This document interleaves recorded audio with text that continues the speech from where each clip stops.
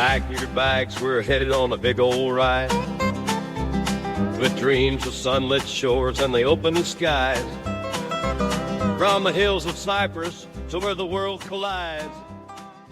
Ready for some sunshine and adventure? Always up for that. Well, today's deep dive is taking us all the way to Australia. Oh, sounds fun. We're diving into Rob and Mandy's Queensland adventure from their 2006 blog. Their 2006 blog. Yeah, so get ready for some old-school internet vibes. I love it. Takes you back. Right. So they're heading up the coast. Think vibrant coral reefs, lush rainforests. Those classic Queensland experiences. Exactly. But before we even get to Queensland, they had this, well, kind of crazy layover in Melbourne.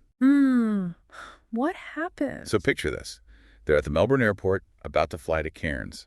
When who do they bump into? I don't know who. Only Allie Campbell from UB40. No way! What are the chances? Right. Talk about a travel perk. It's those unexpected moments that make a trip, you know? Totally. And it seems like that sense of adventure stuck with them all the way to their hotel in Port Douglas. Ah, Port Douglas, beautiful spot. They were totally hit with that wall of tropical heat and humidity. Oh, I can imagine. That heavy, warm air.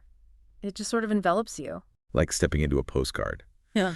But they didn't waste any time. They jumped right into exploring. I like their style. Next up on their itinerary, the Great Barrier Reef. Of course. It's not just a pretty sight, you know?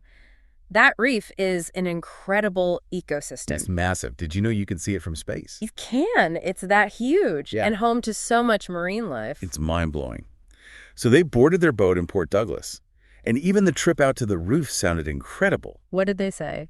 Rob described the water as this endless blue, blending with the sky. It's something else, isn't it? And get this, they had a marine biologist on board giving everyone a little lesson before they even got in the water. That's awesome. You know, it's one thing to see something amazing, but understanding it makes it even more special. Totally agree. And then it was snorkeling time. Okay, let's hear about this snorkeling. So Rob's describing the water, crystal clear, with sunlight shining through. I bet it was gorgeous. And then, bam, he's surrounded by Agincourt Reef in all its glory. Wow. What did he see? Everything. From parrotfish, those colorful ones. Like they dressed up for the occasion. Right. And, of course, he had to see the clownfish. Who could resist Finding Nemo? Exactly. It's amazing how even years later, those little details stick with you, you know? Absolutely. But it gets even better. On his second dive, and this is where I got a little nervous for him, just reading about it, he had a close encounter with sharks. Oh, no. What kind of sharks? He encountered white-tip reef sharks. Oh, okay. Those are generally harmless to humans. Phew! Good to know. They're crucial to the ecosystem there, though. Keep everything in balance. Wow. So instead of scary, it was actually a good sign. Right. Shows how healthy that reef is. So from the underwater world, they traded their scuba gear for hiking boots. Sounds like a good trade. Next up, they took on another Queensland treasure. Let me guess. The Daintree Rainforest. You got it. Oldest rainforest on Earth. Millions of years old. Incredible. It's a completely different world from the reef, but just as amazing. Talk about a contrast. They went from swimming with fish to searching for saltwater crocodiles. Hold on, saltwater crocodiles? Those are seriously huge. Right. They even took a ferry ride hoping to spot some. I'd be terrified, honestly. They said who they went with. A guy named Bruce. Apparently he knew all the best croc spotting locations. Sounds like an expert.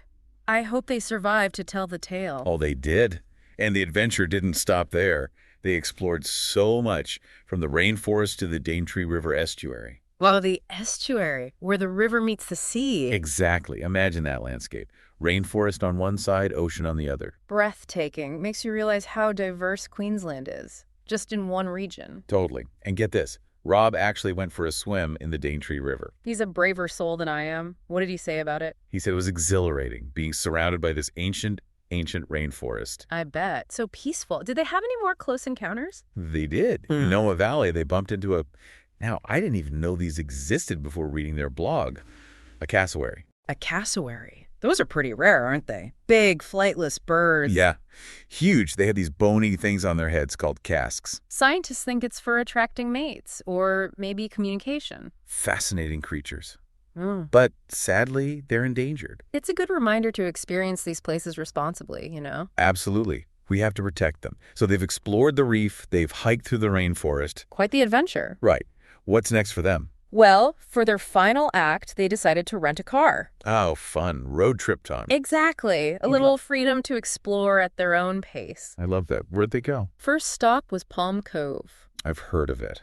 Beautiful beaches, swaying palm trees, just very idyllic. Sounds right up their alley. It was. But they didn't stop there. They headed inland to the Atherton Tablelands. Okay, now that's part of Queensland I don't know much about. Oh, it's completely different from the coast. Think rolling hills, volcanic lakes, even remnants of ancient rainforest. Wow, so different from the coast. Totally different landscapes.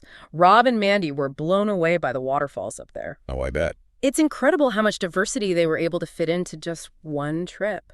It's true. From chance encounters with music legends to swimming with sharks to ancient rainforests, Queensland seems to have it all. It really does, and what's so great about Rob and Mandy's blog is you get that sense of discovery right along with them. They remind us that sometimes the best travel experiences are a mix of those big bucket list items and those unexpected detours. I love that. So to anyone listening who's feeling a little adventurous, maybe this deep dive will inspire you to take that trip, explore somewhere new. Who knows what wonders are waiting out there? You never know what you'll find. I do like flying where we never hide.